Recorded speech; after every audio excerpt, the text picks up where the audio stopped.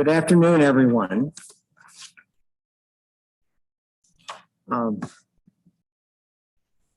Before we begin today's talk, I remind us that the places where we work, live, and play are occupied by Indigenous people, specifically those of the Coast Salish people. We honor with gratitude these people who have stewarded the land since time immemorial, as well as their ongoing contributions to this region. We acknowledge the ongoing injustices that we have committed against these First people, and we wish to interrupt this legacy, beginning with acts of healing, honest storytelling about this place, and our continued indigenization of this campus. Our joint futures depend upon each other. It's my honor to introduce Tania Ellersick, U of W and SEFS alum.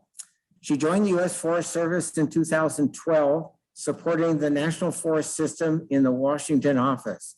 Since 2015, she has served as Senior Policy Analyst for the Forest Management, Range Management, and Vegetation Ecology NFS staff. As of August, she serves as an analyst in an Associate Deputy's Chief's Office in State and Private Forestry. She supports various cross-deputy Washington office efforts. And as of this week, she will spend half her time assisting the Forest Service's Office of Tribal Relations. She received a Bachelor in Forest Management from the U of W's College of Forest Resources in 1998, and a Master of Forest Science from the Yale School of Forestry and Environment. She has experiences in both temperate and tropical ecosystems, as well as experience with local and international NGOs. This afternoon, she will speak about restoration writ large, thinking about restoration and forest in the broadest sense. As Frank Lake says, fire is medicine. Tania.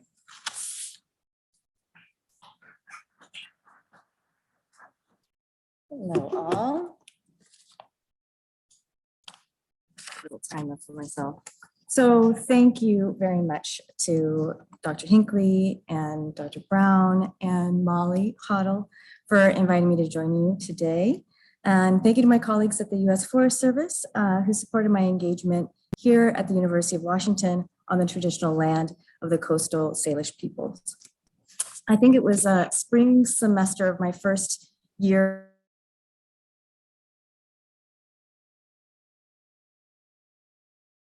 for the Pacific Northwest. So my introduction to the ecology of these extraordinary ecosystems in the Pacific Northwest incorporated traditional ecological knowledge of the people who have known them for thousands of years. And it shaped the way I learn and think today.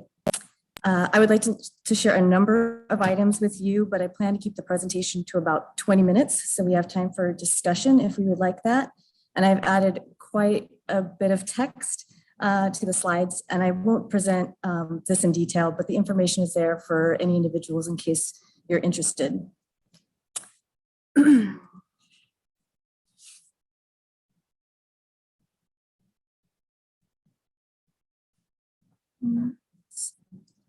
To forward the slide.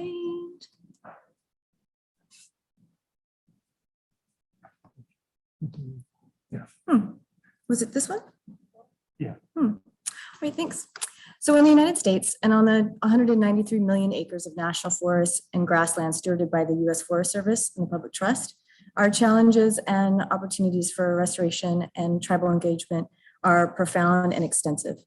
As a federal agency, the U.S. Forest Service has a government-to-government responsibility to 574 federally recognized tribal nations. Adhering to these responsibilities is particularly vital now, as crises related to climate change, biodiversity, environmental justice, the economy, and health all disproportionately harm Native Americans who have faced genocide, ecocide, and the breaking of the 368 treaties. As stated in the new Department of Interior and U.S. Department of Agriculture report, Conserving and Restoring America the Beautiful, Often, our nation's lands and waters have been venues of struggle and injustice. For well over a century, the US government waged war against Native peoples, taking their lands, killing their sacred wildlife, implementing brutal assimilation policies, and making and breaking promises. So as we know, millions of people and hundreds of independent nations were in the US when Europeans arrived. Between 1492 and the late 1700s, it's estimated that 70 to 90% of all Native Americans were killed by disease, and between 2.5 and 5 million were enslaved in the Americas. So new research, there's a new data set that was published less than 2 weeks ago. It's excellent, I highly recommend it. Quantified land dispossession and forced migration, and found that Indigenous peoples across the contiguous US have lost 98.9% of their historical lands and 93.9% of the total geographic area they once occupied. Native Americans have lost their traditional hunting, gathering, and fishing grounds and their sacred sites. There are nearly 5 million Native Americans in the US today, about 1.7% of our population. As I mentioned, 574 federally recognized tribal nations and more than 300 reservations in the United States. About 50% live off reservation. Nearly 25% of Native Americans live in poverty. Unemployment on some of the reservations are up to 80%, and 14% of reservations lack electricity. 1/3 of Native children live in poverty, compared to 12.5% of white children. Roxanne Dunbar Ortiz, the author of Indigenous Peoples of the United States, notes that Native peoples were colonized and deposed of their territories as distinct peoples, not as a racial or ethnic group. And she discusses how the late Native historian Jack Forbes always stressed that while living persons are not responsible for what their ancestors did, they are responsible for the society that they live in, which is a product of that past. Scholars consider Native Americans the first victims of environmental racism, and there's a wave of renewed attention and focus on environmental justice this year. Dina Galileo-Whitaker, the author As Long as Grass Grows, The Indigenous Fight for Environmental Justice from Colonization to Standing Rock, notes the need for indigenizing environmental justice. And notes that it should conform to principles outlined in decolonizing theories and Indigenous research methodologies, defined as research by and for Indigenous peoples, using techniques and methods drawn from the traditions and knowledges of those people. In the book, Indigenous Environmental Justice, it describes how environmental justice are interwoven but distinct. Environmental justice encompasses Indigenous peoples. However, federally recognized tribes, tribal nations, are political government entities, not racial entities. The federal trust responsibilities to tribal nations is first and foremost, and includes protection of Indian trust lands, Indian trust rights of those lands, tribal sovereignty, and rights of self-governance.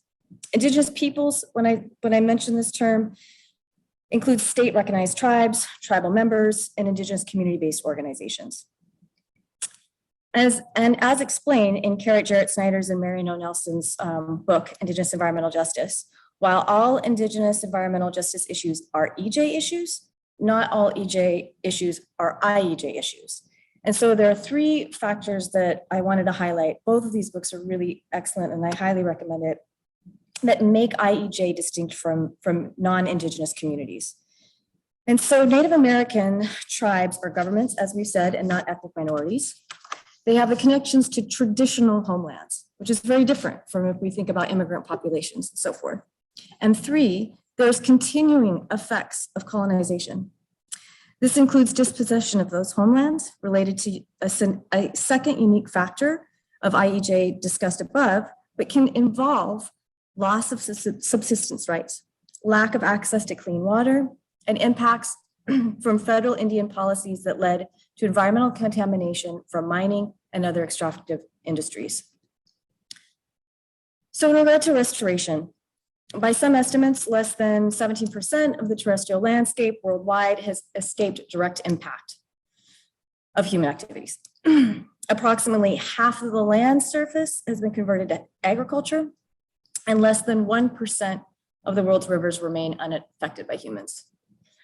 The 2020 World Economic Forum Global Risk Report basically mentioned the environment as it basically comprises all of the 5 greatest risks to the planet by likelihood, as well as the severity of impact.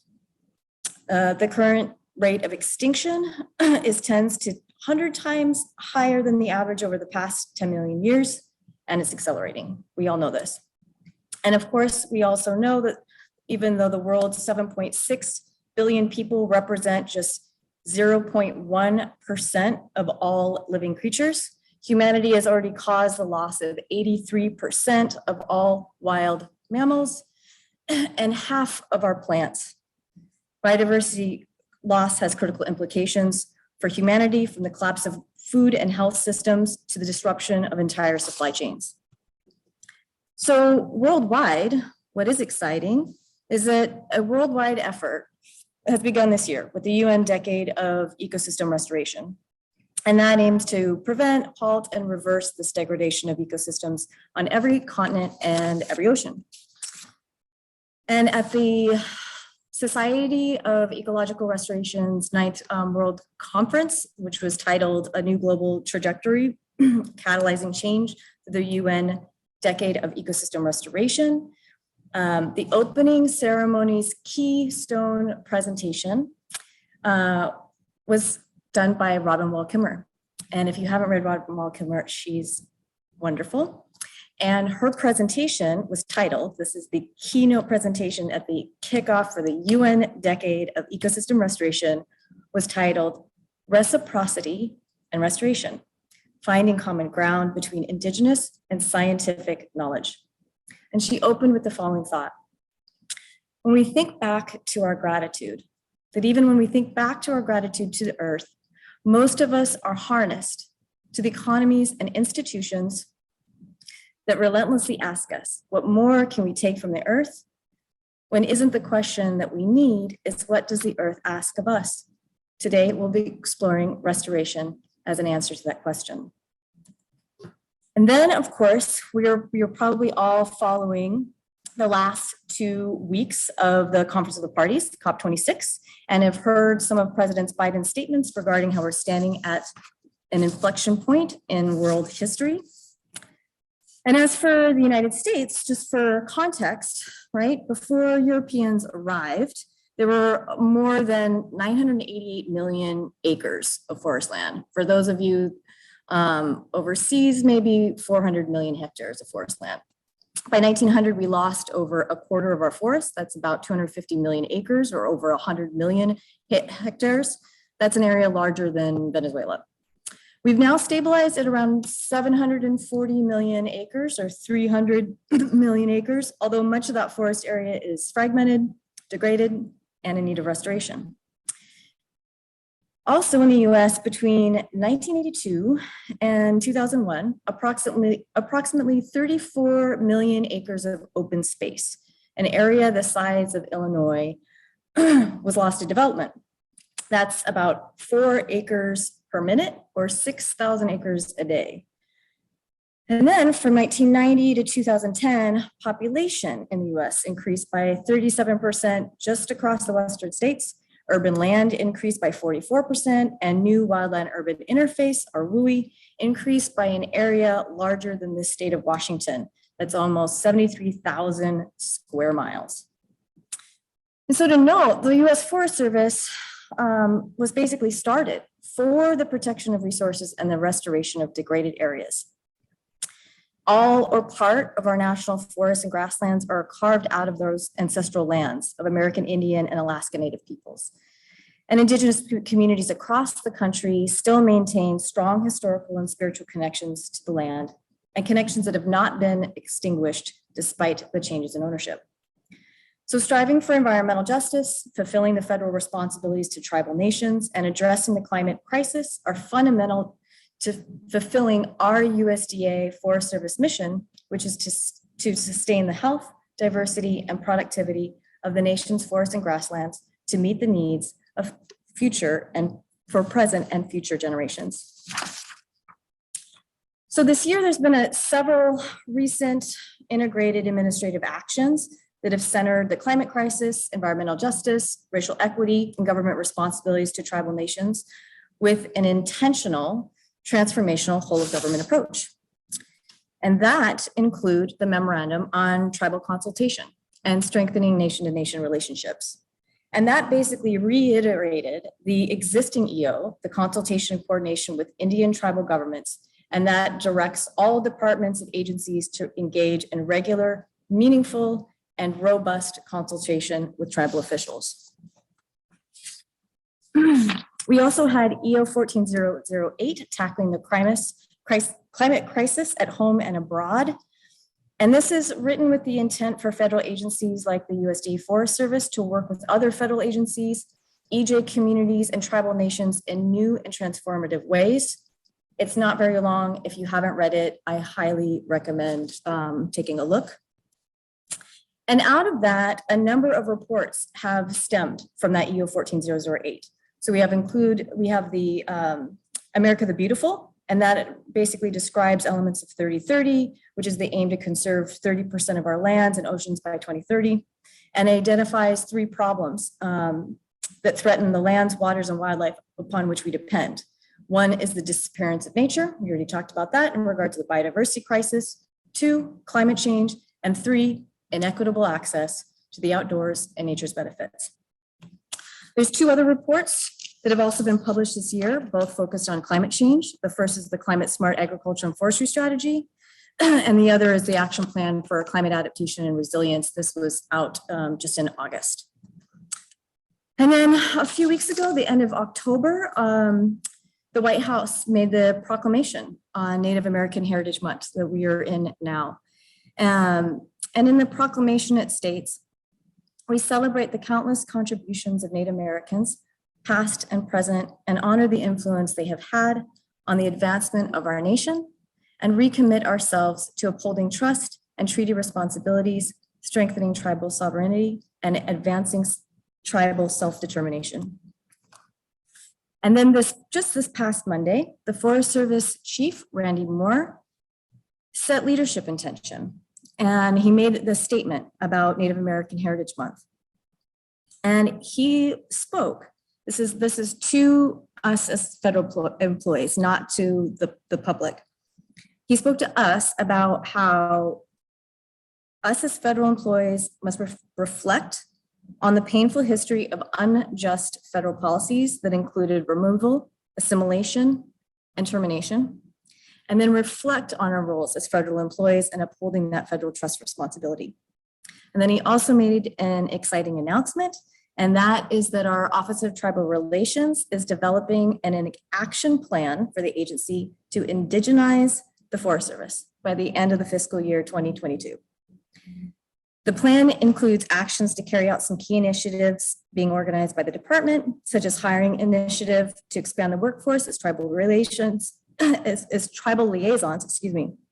well as agency-specific actions to establish a co-management program to better delivery on our agency grant, agreement, and contracting authorities, and deliver a world-class tribal relations training program.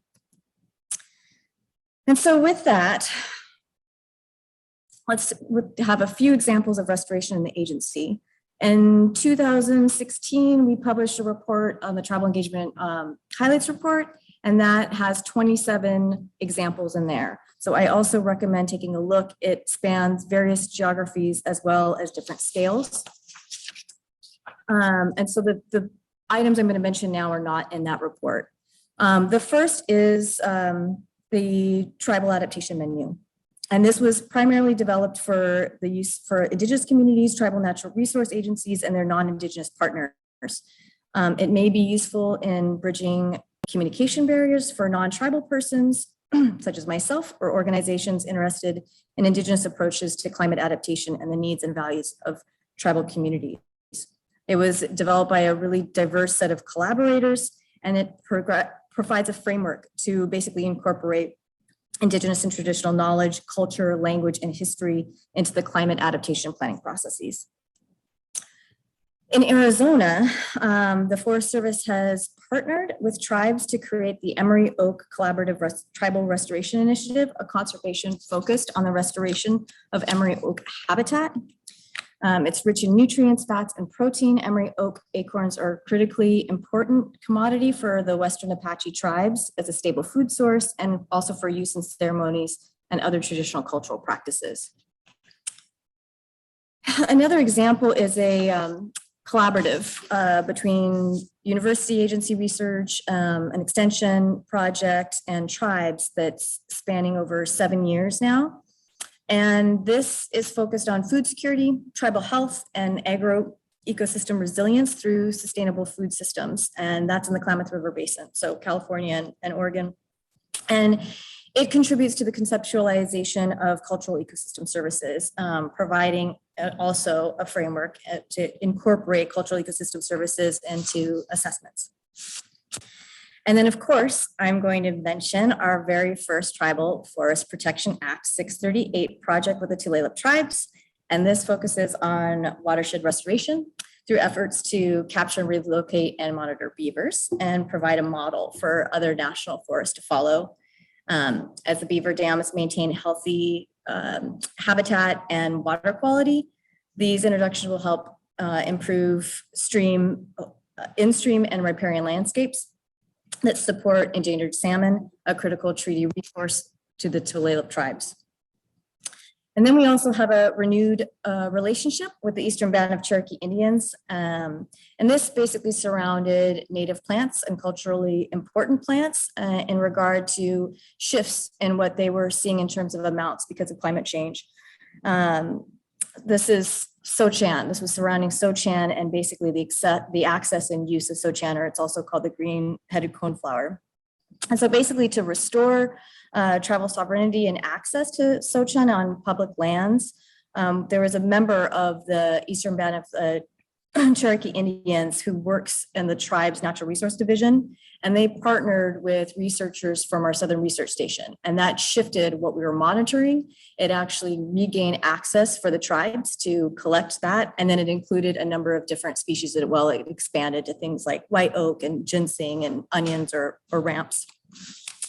And then the last example I'll give is with the Alamo Navajo School Board. And this is important as you're thinking about 98% of the population of Alamo Native. The average household income is about $24,000 with a poverty rate of 78%.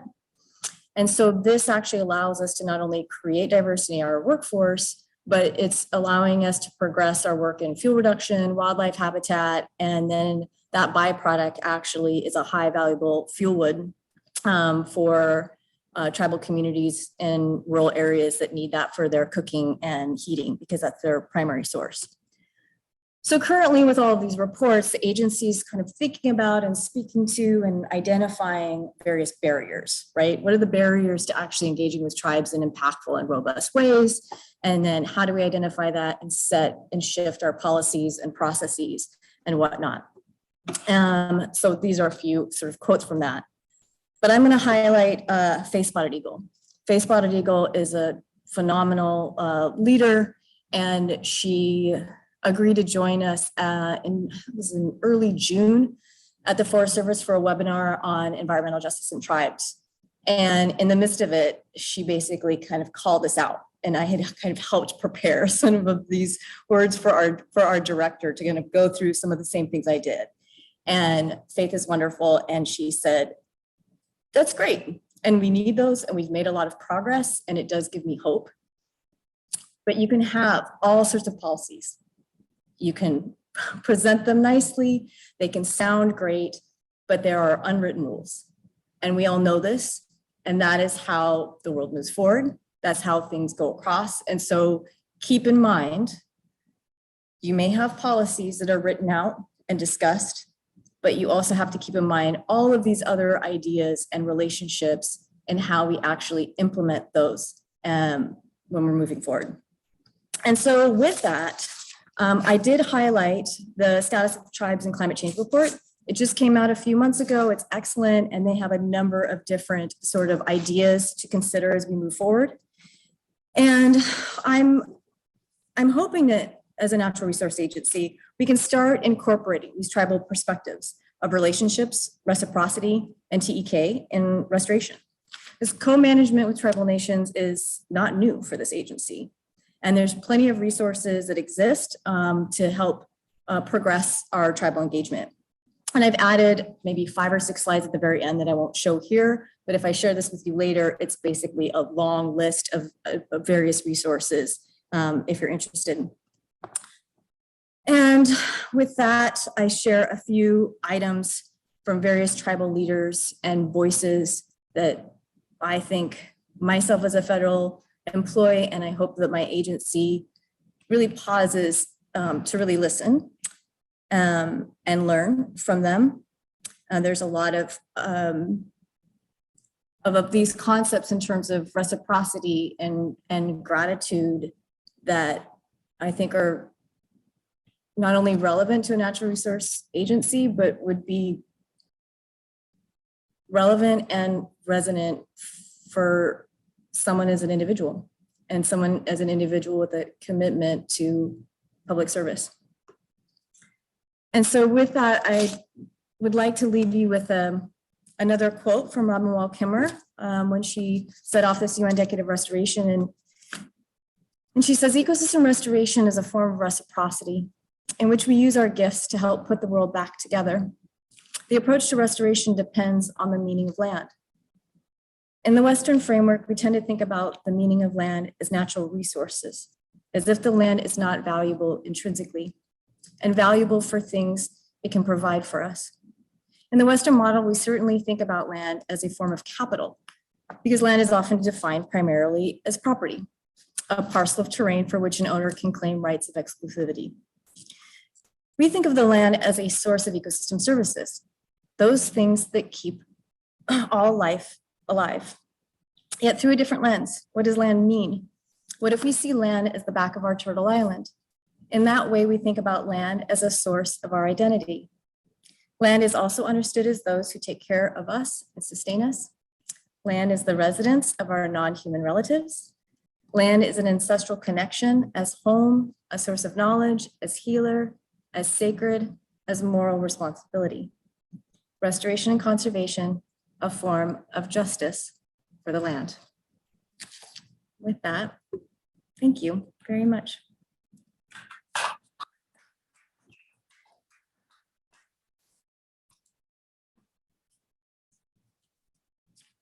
Yes, Dr. Brown.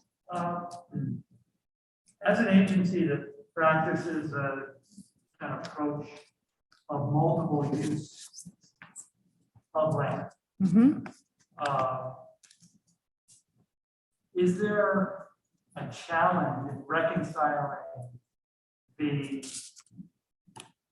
rightful claim by Native communities to use rights? Do those use rights, in a way, override the other multiple uses? Should they?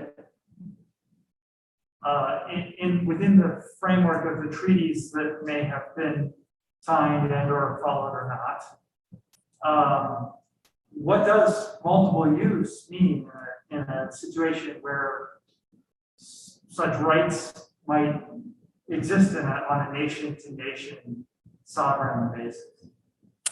So thank you for the very simple question. Summarize this question. So Dr. Brown basically asked me about how do we reconcile a few of the laws and policy that govern our federal agency. One in part, the Multiple Use Sustained Yield Act, which essentially directs our agency to provide for multiple ecosystem services across the agency. And that can be anything from energy to timber to water resources, food, etc. And then he asked, how does it, or what is the interface between tribal rights and resources? And that is the question that we need to answer. That's exactly the conflict that we're in. And prefacing that I'm not a lawyer or have a tribal law background. 2, non-native, so incredibly biased by my own academic and professional career. And so that is also adds some difficulty in being able to answer a question such as the easy one that Mr. Brown proposed or provided to us. But I think this is at the crux. This is at the crux of what needs to be consulted on, to be learned about, to be evaluated. And given the scenario that we are doing co-management with tribes in many of these maybe small and separate and not necessarily strategic ways. I think there is a tremendous opportunity to progress that. And taking my sort of federal agency hat off, this is a little bit of my pontificating and hand waving. In regard to big data, in regard to land management uses, when we looked at that EO 14008, one of the cruxes in that, one of the significant issues is how do we as federal agencies collaborate with each other? How do we look at data? How do we report? How do we know what cumulative effects are across many different property areas? So regardless of who has the right to say what must be done onto a landscape, we still need to absolutely work together. And given the history that we've had, it seems that there's a tremendous amount of federal responsibility to provide that information, to help share that information, to help navigate some of that, because we have a tremendous amount of vulnerable communities that don't have the resources, that are going to be in a place where they are up against a tremendous amount of development and demographic shifts, exchanges of information that need to be had. And so no matter what, moving forward, and however that navigates, I see federal agencies having nothing but, both feet in on having those discussions. How did I do? Okay.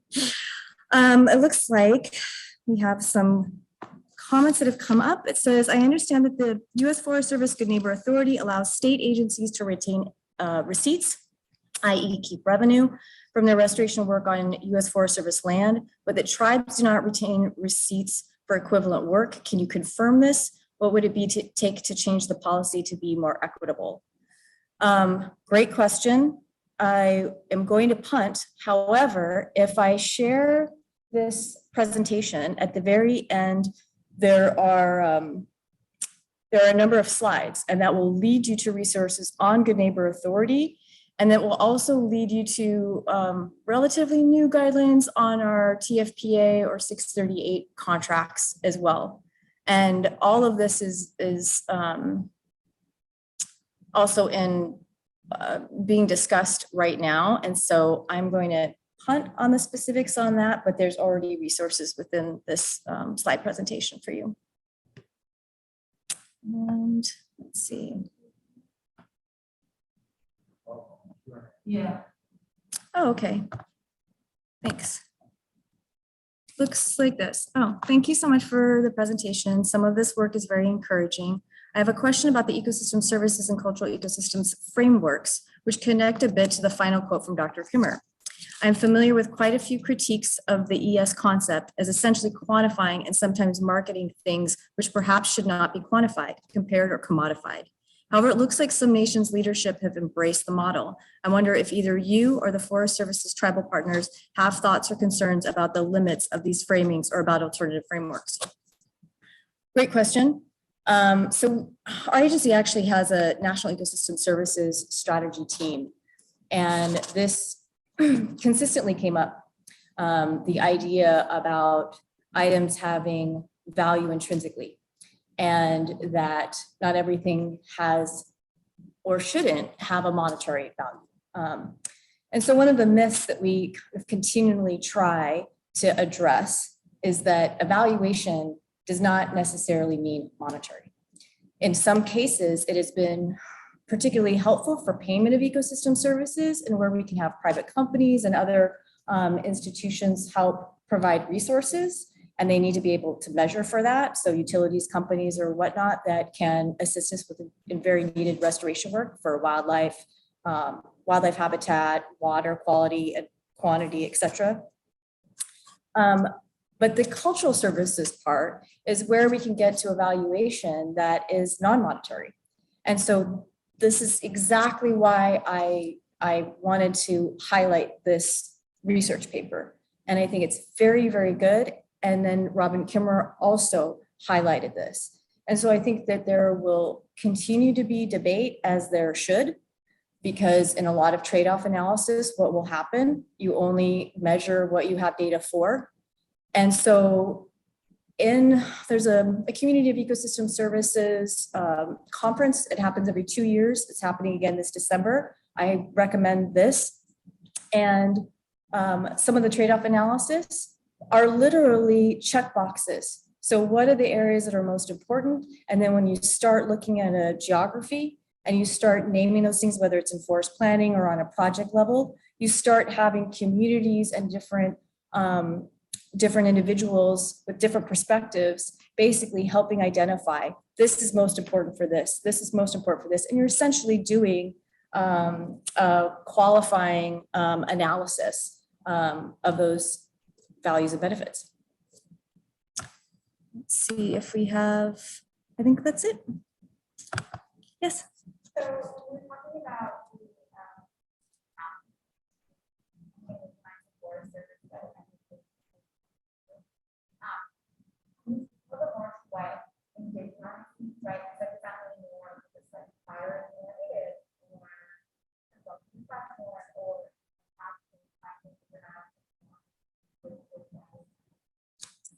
Great question. So I'll repeat the question. So some of the audience asked me to elaborate on the Forest Service's Office of Tribal Relations action plan on indigenizing the Forest Service. And what does that mean? Does that just mean you're just going to hire more tribal liaisons? Does that mean you're going to, what was the second part? Add more training, right? Or is it actually going to be about changing the culture and philosophy? Did I capture that correctly? Okay. The answer is yes. I had a very sneak peek with the action plan elements on Friday, like 6 p.m. I had a quick conversation with our director actually about this. And so I was able to get a quick peek. I'm really excited about this, and it's extensive, but yes, it addresses increasing work diversity, right? Employing actually more Native Americans and Alaska Natives, of course, but it's also about where you do that, right? Because it's not just about numbers. It's not just hitting your civil rights numbers and saying, okay, we compared it. What does it matter, right? If you look right now at the numbers that we have in terms of demographics, we look not so bad at the lower levels. As you click up, as you get up to those decision-making spaces, we have less and less representation. And that matters. I think actually, I'm going to pause because I'm not sure if I'm supposed to share that information, but the numbers are striking. And those numbers are important. And there's an effort ongoing right now to really evaluate that and think about that in terms of diversity, inclusion, and equity, which is, part and parcel for thinking about equity, environmental justice, and tribal engagement. It will also have to do with our policies. So it's modernizing and looking at our language for our grants and agreements. So actually I'm tasked to assist with some of that. We have 4 chapters that we're going to take a look at. There's consultation going on right now. And so how do we put this in sort of new terms with language that's more appropriate? And with that, another element that we'll be doing is taking a look at our about 150 or so memorandum of understanding with tribes already. And then there's another 5 or 6 pages of various items. And it absolutely gets to the heart of shifting that culture and shifting that awareness and those processes, as so each and every point of those decision-making spaces, you are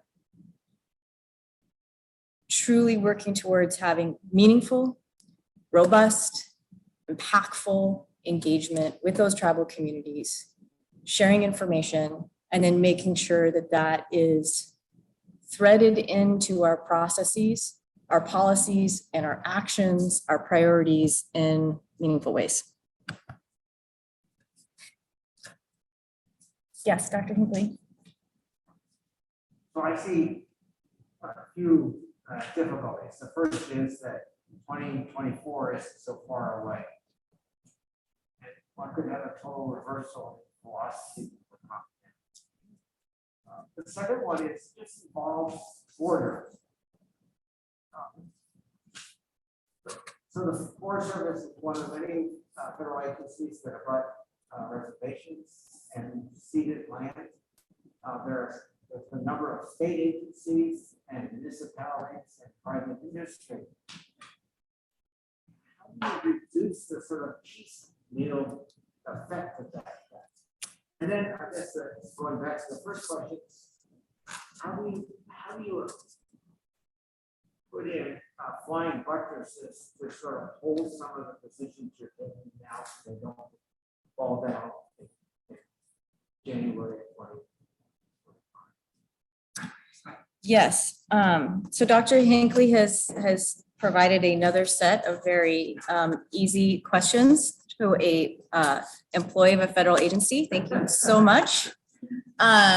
The first question that he asked was in regard to politics, and that in a very short amount of time, the priorities of a new administration could change. I'm editing your question somewhat. The second one is in regard to boundaries. And you have state agencies, counties, various municipalities that are having to address all these issues. And how do you do this? How do you not just piecemeal your way through these large-scale natural resource decisions, and then tearing back to the very easy question that he started with? What do you do in order to ensure that that these things have some strength and resiliency? Is that an appropriate way to summarize your question? Okay, he's giving me a nod. He's got a mask on, so maybe he'll get at me later. I am glad that you asked this, and I'm pausing because because it's important. The answer is important, and how I answer it is also important.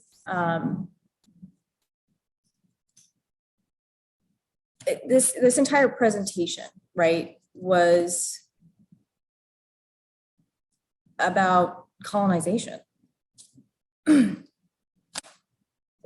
effects of that, and going back to the historian's quote that was given in the excellent book, As Long as Grass Grows. As long as grass grows. We are still living in systems that are existing of intentional as well as unintentional actions, activities, policies, and law that impact different communities very differently. So, as anxious as we get about the politics, And the shifting of priorities, which happens no matter what, no matter who's coming in, there is always a massive shift because the politics of it necessitates each administration to come in with a vision, right? Their own platform. That's inevitable. However, the responsibilities to tribal nations and our responsibilities as a federal agency with a mission to manage our natural resources for the generations to come, that stays. And so I think that these newly focused upon and energized ideas about working across different institutions that is really sort of laid out, or at least outlined in Executive Order 14008 on centering the climate crisis. It really gets to that transformative approach of the agency. It creates new groups, new working groups, new threads between each agency. It creates processes for us to create essentially a stewardship atlas that's at all lands. And so we need to be sharing our federal data so we can actually say, okay, FEMA, right? You've got erosion and hurricane issues, so are we. Our agency is been the leader on addressing fire issues. The fire issue is astronomical. And it's not just in the preparation for that. It is in the response to wildfire. It's in the post-recovery elements. And so that has initiated and facilitated for many years now collaborative work across state, counties, working with CAL FIRE, right? Working with tribes, increasing the diversity of our workforce with efforts like TREX, which is fantastic in Northern California. And so I see that some of the existing relationships that we have with other agencies, there's an urban federal waters partnership that exists. It's at 20 different sites. It's got 50 different federal agencies. These types of elements can be built upon within this all of government approach. And I think if we share the information, we place it in front of us, it makes it that much more difficult, right, to politicize it. And I think that that's incredibly important. And the more that we are inclusive, the more we have people engaged, the more that we adhere to the CEQ recommendations on engaging in NEPA. Those are all ways that we can ensure that we are really thinking about the greatest good for multiple generations and for our federal responsibilities to tribal nations.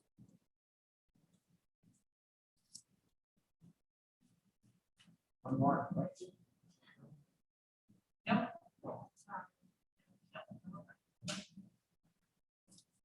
Yes. Final question. I saw one quote that we had to take out.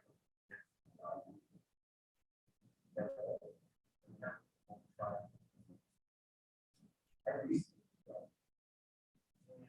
it's a very interesting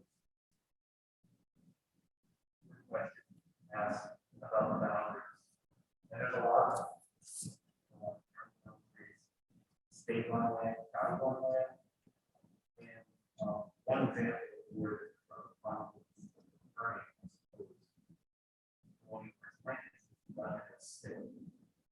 where there is some growing, but it's not small. And it's sort of martial. There's a big one. There's also been who, I suppose, the government, there's sort of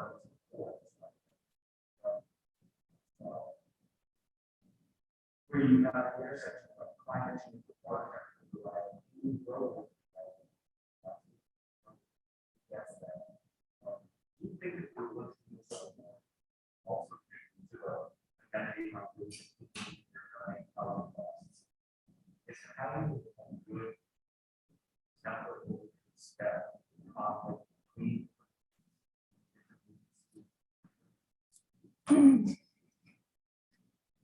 Good question.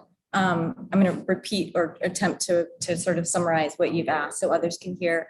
So there was an audience member who noticed one of the photographs I had on the Olympic Peninsula, and underneath it in the caption mentions a number of the tribes that are in that area.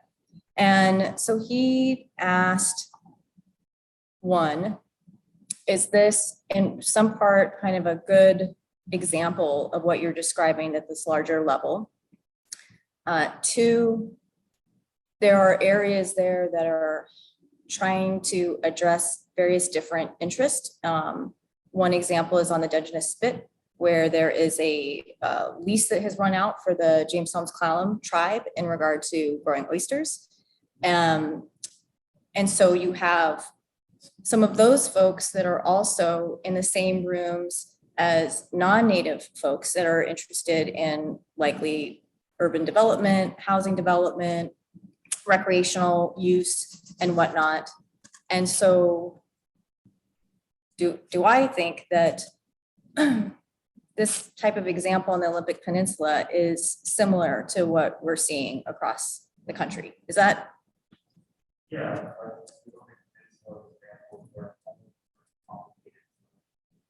Mhm.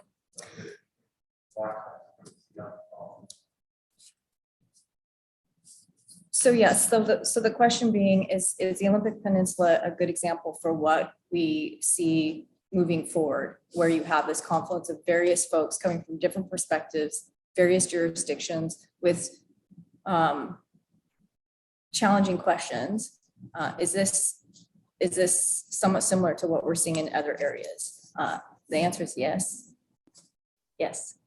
And I would say if we took a map of the planet, we closed our eyes and dropped a pin in every single place, every single square foot that we walk on.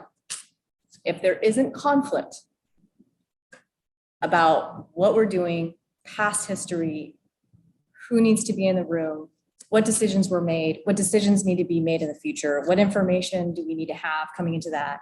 If there is no conflict, if there is no challenge, then my argument would be is that we probably haven't been listening.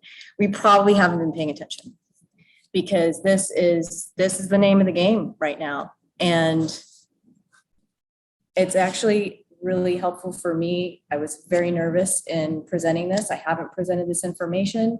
The only sort of comfort I had is that you were all students, curious and learning about all this and committed to doing this. But I think this is the challenge for all agencies, all individuals, all community members, all friends, all family.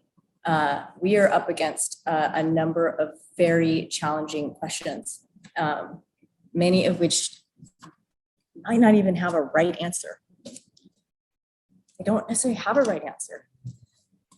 Or the answer that is going to be given is going to be really difficult. And so I think as on the Olympic Peninsula, a stunning, actually, I don't even want to say this so people don't move there. You have a tremendous amount of demographic shifts. You have a huge shift in demographics, not only in who's coming in, but how much money they have, right? I mean, I can go and get a cup of coffee in Port Angeles for $4, but I'm sure going to be spending probably around 7 or 8 if I go into some other areas on the peninsula. Who gets access? That's huge. Who gets to fish? That gets huge. So I think that there are trade-offs along these things. And what you also see on the peninsula, you also see federal agencies like the Olympic National Park, who had a conservation ethic, right? You had district rangers that decades ago were up on Hurricane Ridge, and they said, you know what? This thing is going to get developed, and we don't want that. And so how do we have that conversation? And it was very hard. You're dealing with ranchers, you're dealing with development, you're dealing with industry that's coming in. Those were difficult conversations. And now you have a recreation economy that's enormous, and thousands of visitors traveling to the Olympic National Peninsula, going to all of these different communities, right, that provide some real economy that's steady throughout all 4 seasons, and you are introducing the world to one of the most phenomenal places on the planet. And that Olympic National Park and our Olympic National Forest, I mean, you're taking alpine environments, right? Alpine flowers that like push through at the beginning of spring. It's an extraordinary example of resilience and resistance. That water is melting down through like volcanoes, which is very cool. Then travels through wetlands, marshes, grasslands, right? To hold and create the home for various salmon species. Salmon species, which in areas like on the Sole Duck, they're spawning. You can go and see salmon spawning in some of these rivers all year round. Those salmon have created an entire different shift in the ecosystems, right? If you take the dendrology classes here, I learned here in our fisheries and dendrology classes, Linda Brubaker and whatnot, you could see in those tree rings the shifts in how much growth there was because of those salmon spawns. That affects the tribes, that affects our economies. And in areas like Alaska right now, there's a report that came out maybe 6 or 7 months ago. The amount of monies that this has for agencies or for communities and the cultural services that provides is, you can't even value it monetarily. So yes, I think that the Olympic Peninsula is absolutely an example of where those challenges face us, and as well as a place where there's a real opportunity to think about it and make decisions in ways that show deep integrity and that are educated and informed. I think that's enough for us today. Yeah, thank you so much. Thank you.